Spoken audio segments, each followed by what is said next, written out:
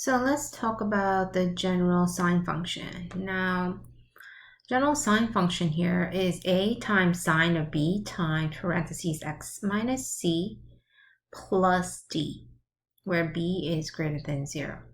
Now, this a value is the amplitude, and this b value tells us the frequency, and the c value tells us the phase shift, and the d value gives us the vertical shift. Now you could identify those probably from the graph as well, but to find the exact values, we can find the amplitude by finding the absolute value of the difference between maximum and minimum and divide by 2. That's how we find the amplitude. Now frequency is the number of cycles into pi. The period, usually we find it in radian, but we could also find it in degree. To find one period, which is length of one cycle, we do 2 pi divided by the frequency, the number of frequency. The vertical shift is the d value. So whatever this d value is the vertical shift. And the midline that we talked about, you can identify from the graph. If we were to actually use a formula, for example, midline doesn't always have to be in a whole number. So to find the midline, we do the maximum plus the minimum and divide that sum by 2. The phase shift, which is in the blue over here, tells us that it's shifting right and left. Now, what you need to be careful is when it's written in this form, let's say sine of 2x plus pi over 2, notice the general formula has 2 parentheses here. Okay, so we have x minus c, which is the inner parentheses, and then we have the outer parentheses. Now, it has to be in this form to exactly know what the frequency and the phase shift. So, for example, in this one, notice the inner parentheses not gone because the 2 is distributed. So if you factor out the 2, it's going to look like 2 parentheses x minus pi over 4. Then we can exactly figure out the frequency and the phase shift. So if you notice here, the frequency is 2. And the phase shift is not pi over 2, but it's pi over 4, okay, which is to the left. So let's take a look at an example. So that's the reference sheet that you can refer to. Now let's take a look at the example here. So we want to figure out the equation of this function. Now before we find the equation of the function, we want to find the features of the sinusoidal function. So first, you want to identify the midline and amplitude, frequency, period. Let's see if there's a vertical shift and so forth to figure out the equation. Now let's take a look at where the midline is. Now the midline is in between the max. So we'll be on the max and the min. So the midline is so the midline, this is the max and this is the min. So the distance from the midline would be 3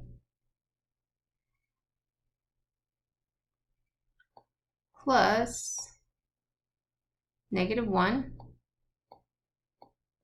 Divide that by 2, which is going to be 2 over 2. Which is 1. Now you can use the formula, but also you can see that the distance from here to here is 4, so you kind of know, oh, the midline is right over here. Okay, so this is the midline, which is horizontal line, so it's going to be y is equal to 1. So y is equal to 1.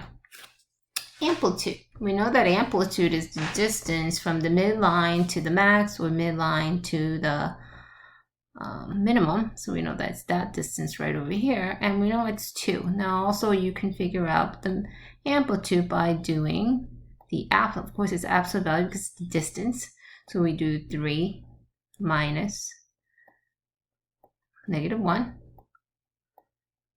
and then you divide that by 2, and you get 4 over 2, so the amplitude is 2, and we can see that from the graph as well.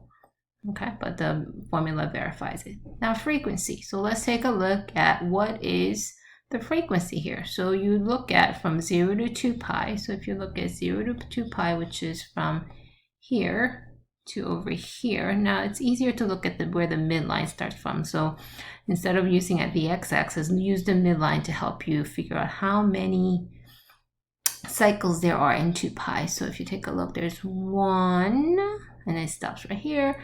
We have 2 and 3. So there's 3 cycles. So the frequency here is 3. So we can write 3. Now period. So let's take a look at what the period is. So the period here, let's see. So what is the period? So the period here is, what is the length of one cycle? Now we have 1, 2, 3. We have 3 cycles in 2 pi. So to figure out one length of it, we can just do 2 pi divided by 3, which is this length right here. So this actually down here, this is pi over 2. This is 2 pi over 3. Okay, and there's another 2 pi over 3 here, so this is going to be 4 pi over 3. And then, of course, it's going to be 6 pi over 3, which happens to be 2 pi, right? 6 pi over 3. So this is 2 pi. So we have 3 of them, and that is the length. Now this is simplified, so that is the period. So this is the period. Now vertical shift. The vertical shift is basically where the function shifted up or down. So if you look at the vertical shift happens right at the midline, if you notice. So because if you look at the parent function of the cosine or the sine function, actually the sine function starts at 0 and then goes up to the amplitude and then comes back down. Now the vertical shift here is the midline. So here the vertical shift is +1, shift up 1. Now, how can we write the function for this? Now, the function for this is, you could actually write it in terms of sine function or the cosine function. Now, if you take a look at it, since this is happening at the midline and the sine function started from 0, let's say we want to write this as a sine function.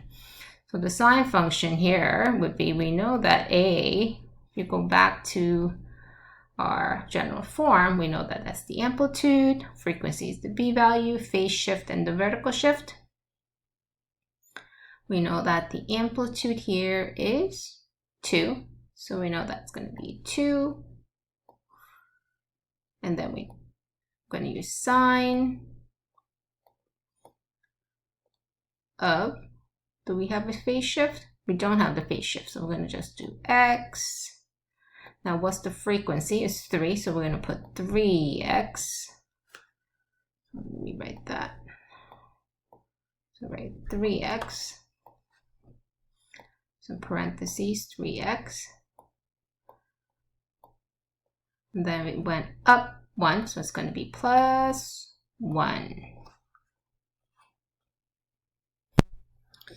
So we got y is equal to 2 sine of 3x plus 1 for this function. Now you guys can try and see what would be the equation for the cosine function. That would be a good challenge for you guys. So let's look at example 2 here. Now here they're given an equation. You have to identify these features to graph it. So you can use the reference sheet to figure out what the midline, amplitude, frequency, period, vertical shift, and the phase shift. You should be able to identify and see what all the components are. Notice it's exactly the same format as the general sine function, but this one's a cosine function. So it will be actually be the same, but you should know that the cosine function starts at the amplitude. So let's identify each of the components here.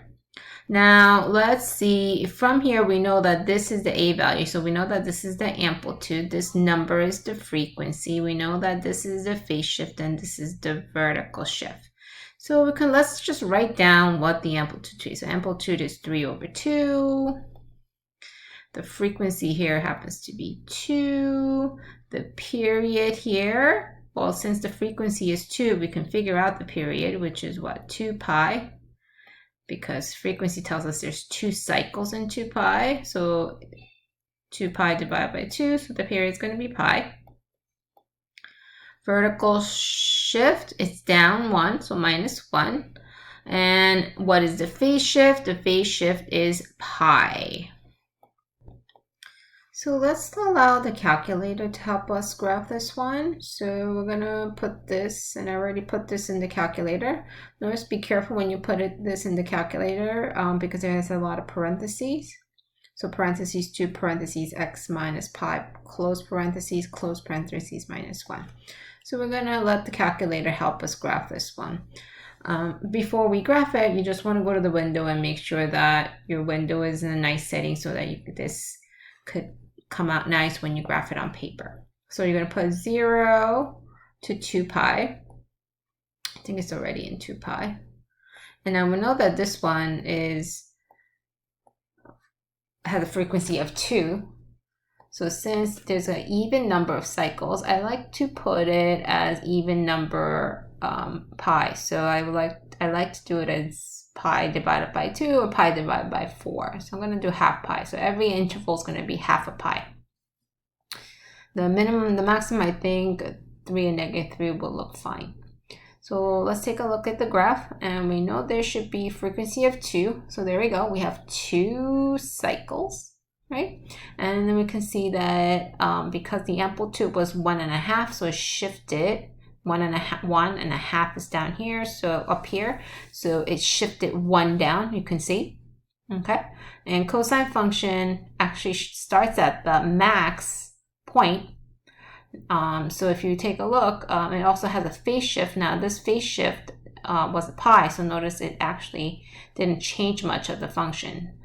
It was actually the same without the shift or not, because it comes to the same place. So let's kind of compare it from the parent function. So let's press cosine of x, and let's compare the two from the original cosine function. Here's the cosine function that has an amplitude of 1. And this one, notice the amplitude is 3/2, so it shifted down 1. It has frequency of 2, so it has 2 cycles. So start 1 cycle, 2 cycle. There you go. So that's a nice comparison from the parent function to the new function. So how do we graph this nice transformed function on the paper? Now we want to use the table. So let's see what the table looks like right now. Now if you look at the table right now, it has all these numbers that are really challenging to graph. So to make it into a nice setting where the x values are at intervals of pi, you actually can go to table set. So press second window, and you can set the x values where it has intervals of pi. That will give us nice numbers to plot. So we want to start at 0, which is fine, but the change in x, we want it to be intervals of pi. So I'm going to put pi divided by 4. So I want intervals of quarter pi. So quarter pi is right over here.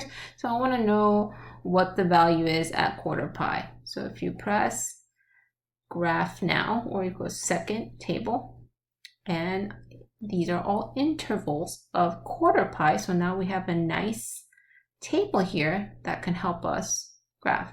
Now we're going to graph the blue one. The red one was the parent function. So we're going to graph the blue one. So let me use the blue.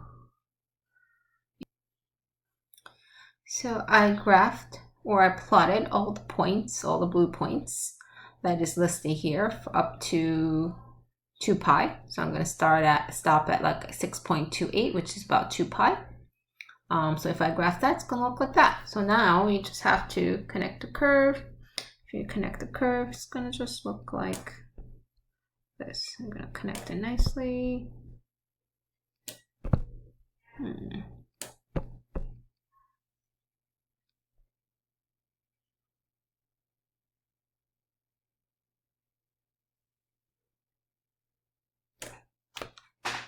Okay, there you go.